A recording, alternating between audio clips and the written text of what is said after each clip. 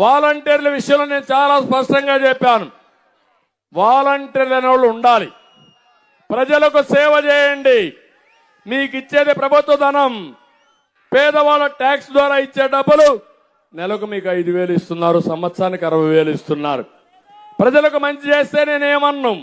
కానీ వైఎస్ఆర్ కాంగ్రెస్ పార్టీకి ఊడిగం చేస్తే ఒప్పుకోనని చాలా స్పష్టంగా చెప్పాను లేదా? వదిలిపెడతారా మీరు? ఆమోదిస్తారా అని మిమ్మల్ని అడుగుతున్నా. ఇప్పుడు వాళ్ళని ఎలక్షన్ కమిషన్ కూడా డ్యూటీకి వారగా పెట్టారు.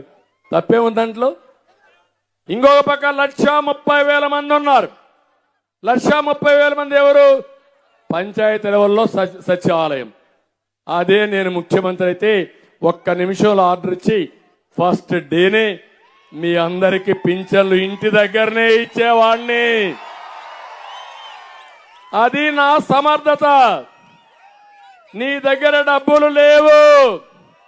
28 నువ్వు ఆర్డర్ ఇచ్చావా లేదా?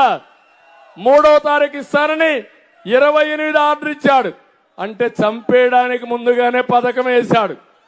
మళ్ళా శవ రాజకీయాలకు తెరదీసిన వ్యక్తి జగన్మోహన్ రెడ్డి. ఈరోజు 32 మంది చనిపోయారన్నావు. అవి ప్రభుత్వ హత్యలవన్నీ. నువ్వే చంపావు. పోలీసులు ఈ జగన్మోహన్ రెడ్డి పైన కేసు పెట్టండి, లోపల వేయండి. వేయాలా లేదా? నేను ఈ యొక్క వృద్ధులకి వీళ్ళందరికీ నేను ఒకే మాట చెప్పా. 200 రూపాయలు పింఛన్ 2,000 రూపాయలు చేసింది నేను. అవునా కాదా? అవునా కాదా? ఆ రోజు కూడా ఒక మాట చెప్పా. మీ ఇంటికి ఒక పెద్ద కొడుకుగా ఉంటా.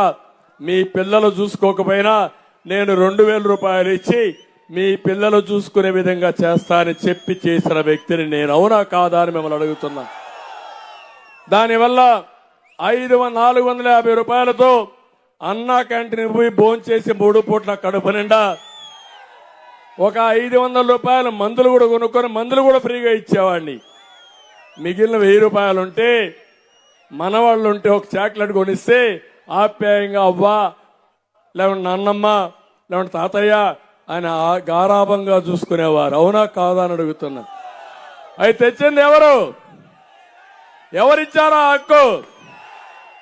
నువ్వేం చేశావు? అలాంటి ముసలి వాళ్ళని చంపేసి శవ రాజకీయాలు చేస్తావా జగన్మోహన్ రెడ్డి అని అడుగుతున్నా. ఇది శవ రాజకీయం అవునా కాదా అని మిమ్మల్ని అడుగుతున్నా. దీన్ని ఆమోదిస్తారా అని మిమ్మల్ని అడుగుతున్నా. అందుకే నేను ఒకటే చెప్తున్నా, ఇలాంటి నీచమైన రాజకీయాలు చేయొద్దు. రాష్ట్రాన్ని వల్లకాడు చేయొద్దు. శ్మశానం చేయొద్దు. ఇది మంచిది కాదు. ఇప్పటికైనా చెప్తున్నా, మీ డిఎన్ఏలో వైసీపీ డిఎన్ఏలో శవ రాజకీయాలున్నాయి. తెలుగుదేశం డిఎన్ఏలో సేవా రాజకీయాలున్నాయి. సేవా రాజకీయాలకి వ్యత్యాసం తెలుసా తమ్ముళ్ళు అని మిమ్మల్ని అడుగుతున్నా.